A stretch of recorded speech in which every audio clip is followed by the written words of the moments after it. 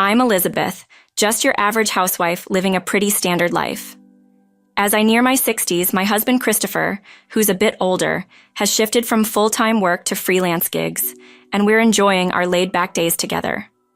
Our only son, Daniel, got married last year at the request of his wife, Stephanie. They didn't have a wedding ceremony, but they did take wedding photos in Italy. It seems the two of them smiling happily against a backdrop of the clear blue sky and ocean. We couldn't help but laugh at how radiant they looked, which earned us a glare from our son. We're happy as long as they're happy, no matter the circumstances. The couple met far away in Stephanie's hometown and have settled there due to work commitments. Although it's not an easy drive, they usually come home for Christmas and Independence Day, and so Independence Day has arrived once again with our son and his wife coming home. Hello, mother-in-law. Long time no see. Thank you for coming all this way. Come in, come in. I lead Stephanie, who still seems a bit tense, into the living room. We catch up over some key lime pie I prepared for this occasion, and the conversation is lively. Well, mostly it's me doing the talking. You're too excited, Mom, Daniel says, rolling his eyes. Next to him, Stephanie smiles and nods along. Oh my, look at the time. I'll go start dinner. Stephanie, you can relax. No, please, let me help with that. Stephanie puts on the apron she brought and follows me into the kitchen. It felt odd to decline her offer, so I leave her in charge of making the soup. As we cook side by side, chatting away, I feel somewhat bashful. This is a first for me. It's so wonderful. I've always dreamed of standing in a kitchen with you. Daniel was never interested in cooking. Oh, sorry, you're just being polite? Not at all. I'm thrilled to be cooking with you, mother-in-law. Stephanie, could you teach me how to make something Daniel likes? He told me, why not learn from Mom? She's a great cook. Despite my faux pas, Stephanie kindly covers for me. What a wonderful daughter-in-law my son has found, Daniel. You've never said anything like that at home, have you? As she sat with her husband in the living room, she made sure Daniel could hear. Daniel chuckled. Wow, it's embarrassing, you know. Daniel, an easygoing guy, and Stephanie, a calm soul, I knew they built a lovely home together. I wanted to do everything I could to help them. It was just a given that's a parent's role, right? But I realized not all parents are like that. Stephanie, you look pale. Your bed is made. Why don't you rest? No, please, let me help. We were concerned about Stephanie's pale face from the moment we picked her up for Christmas. Don't push yourself.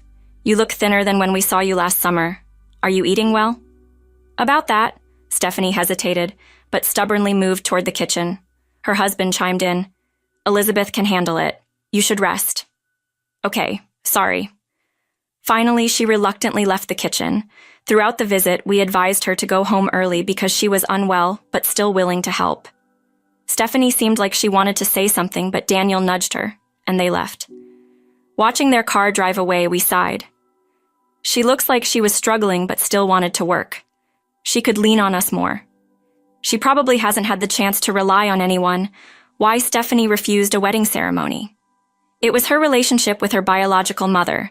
Apparently, Stephanie grew up without a father, raised by a mother more interested in gambling and smoking than in parenting.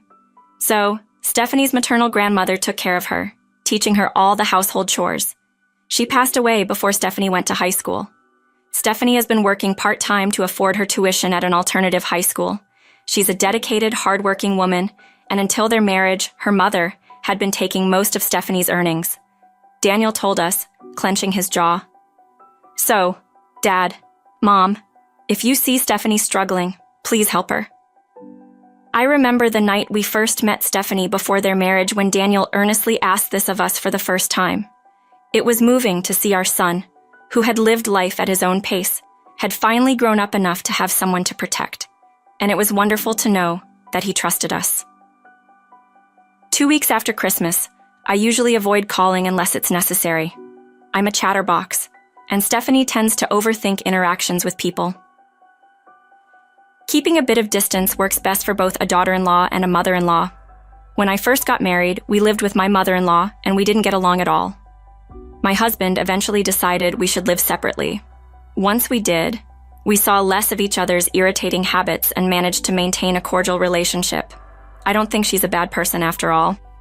So when Daniel said, help her out if she seems to be struggling, I was torn about how involved I should get. But I just couldn't shake the memory of her pale face on Christmas. I'll just check on her, then hang up quickly, I convinced myself and picked up the phone.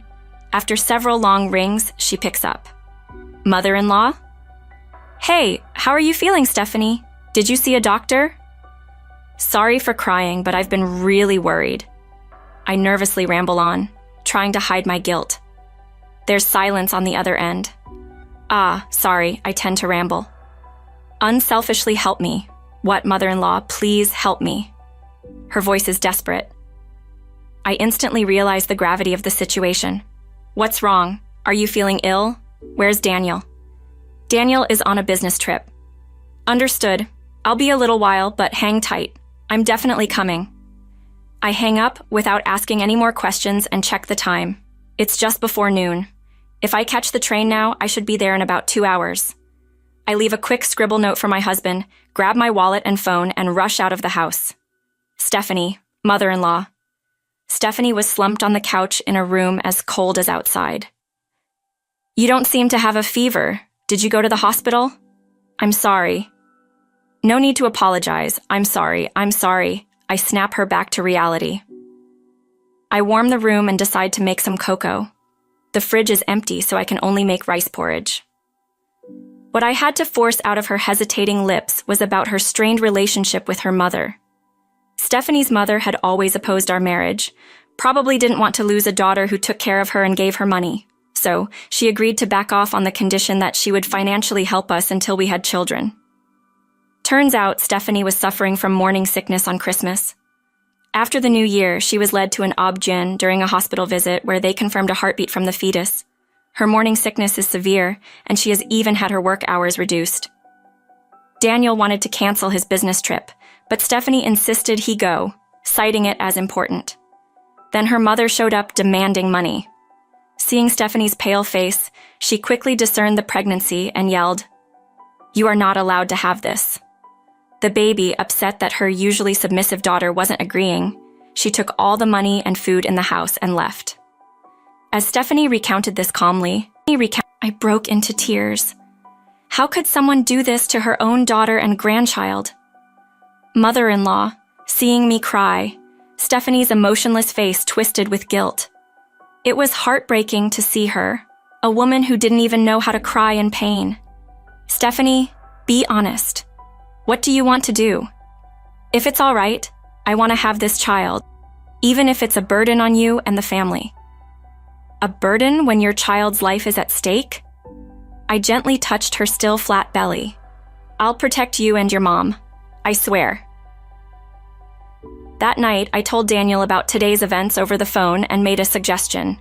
I sensed tears in his voice when he said, "Thanks, Mom." Christopher also immediately gave the go-ahead. I'm truly grateful for a husband who understands my resolute nature. In the bedroom, I watched Stephanie's face as she slept, cradling her stomach. Grandma will do her best, okay? Feeling a sense of resolve, I too went to bed to prepare for the challenges of tomorrow. The next day, as Stephanie and I were having lunch, the doorbell rang. I left Stephanie, who was frozen, in front of the monitor and answered the door. Stephanie, that money isn't enough. When your husband comes home, make sure to get more from him. I stood in the way of Stephanie's mother, who was trying to barge in while spewing vile words. Without even looking at me, realizing something was off, she finally looked up. A stranger, an older woman, met her gaze, which was filled with surprise. "Hello, I'm Daniel's mother. I apologize for the delayed introduction." "Oh, hi," caught off guard. She stunned as I made the first move. "It seems we're going to become grandparents." "What? Well, aren't we all a bit too young for that?" She looked at us with an ingratiating and sticky gaze. Stephanie never knew how to act spoiled, but it seems this woman had lived her life doing just that. "Age doesn't matter when you're married. How old were you when you had Stephanie?" 18. "Well, you were much younger than Stephanie is now. She'll be just fine. I had her young and it was hard. I don't want my daughter to struggle. You've certainly had a hard time, but don't worry. Daniel's here and we're also here for Stephanie. What the hell? Frustrated that her feelings aren't understood, Stephanie's mother screams like a child. Stephanie, frightened by the outburst, also lets out a small scream from behind. So you're telling me that my daughter, who I raised single-handedly through struggles, won't give me money because she's married and pregnant? That's ridiculous. The one who's ridiculous is you. I firmly reject this incredibly selfish person, giving her no room to cling to me. Children are not born to serve their parents. They're born to live happily as individuals.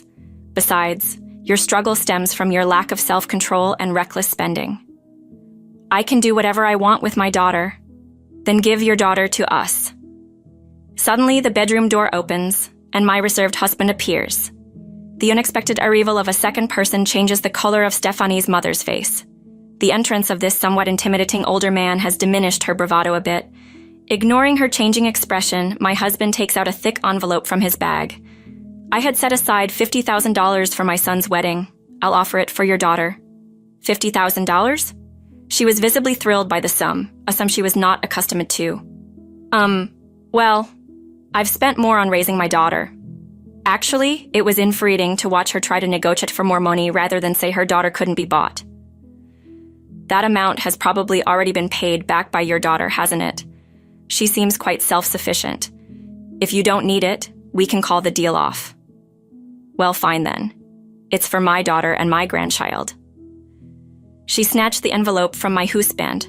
Her daughter was nowhere in her gaze anymore. Let's go, Stephanie. To spare Stephanie from any more ugliness, I took her outside. But she stopped at the front door, turning to say, "Thank you for everything, Mom. Goodbye." She would soon realize what she had lost for such a small amount. But by then, Stephanie and her child had enough time to escape. 1 year later, Christmas used to be the time we waited for our son to come home. Not this year because we have our wonderful daughter Stephanie and granddaughter Ashley here with us. Thanks for watching, Ashley, mother-in-law. She slept like an angel. Did you get what you needed? Yes, oh, I got some donuts too. How thoughtful of you. Come sit by the fireplace. Sure. Stephanie settles in next to the fireplace as if she's always been part of our home. You see, Stephanie and her family are living with us. When Daniel, my son, couldn't leave his job abroad, we decided Stephanie and Ashley could stay with us to be safe. Daniel had always planned on transferring back here. And then just before Ashley was born, that wish came true. They could have moved out when Daniel arrived, but Stephanie wanted to live with us. So they still do. We thought there might be friction living together, but so far it's been delightful. In fact, it's brought so much life to our remaining years that had otherwise seemed set from monotony. While enjoying some delicious donuts, my husband popped in. Elizabeth, another email came through. Oh my, what does it say this time? Please give Stephanie and my grandchild back. Stephanie is my precious daughter. Since she left, it's like the fire in my heart has gone out. I have no money. If you won't return my daughter, give me money. You'll be in trouble too if something happens to me. My husband sighed in disbelief. She writes the same pitiful stuff every time. Oh, come on, Christopher. As I chuckled at his comment, Stephanie furrowed her brows and laughed awkwardly. Turns out Stephanie's mom squandered the $50,000 she got in exchange for her daughter in no time, and so we get these tragic soliloquies about her pitiful state. Hey, it's like we just changed who we're supporting. We wanted another child but couldn't have one. We got a lovely daughter for just $50,000. It's a bargain. You are too kind, mother-in-law, Stephanie replied with a face on the brink of tears. Don't worry about the money. Elizabeth and I really feel this way. Christopher, you're cool. As I teased him, he lightly hit me with the newspaper he was holding. I'm glad I married Daniel. I'm happy I met you and father-in-law. How fortunate. I'm happy too. Getting such a wonderful daughter is the best thing our son has ever done. Hey, am I being neglected here? You know I'm here too, right? Daniel pouted, and the grandchild in Stephanie's arms yawned a little. We both chuckled at the sight. Even my husband, tipping his coffee cup, seemed delighted. Another peaceful day passes with our wonderful daughter, something truly invaluable that money can't buy. That mother who ruins such tender moments is foolish. Instead of meaningless money, she should have valued the warm hand beside her. I sympathize with her for not knowing what it means to be happy as a mother, but I can't forgive her. However, I'm grateful she gave me a wonderful daughter like Stephanie. Shall we have mac and cheese for dinner tonight? I'll help you, mother-in-law. Thank you, Stephanie, as always. That's how it became completely normal for us to stand side by side in the kitchen, savoring our small happiness.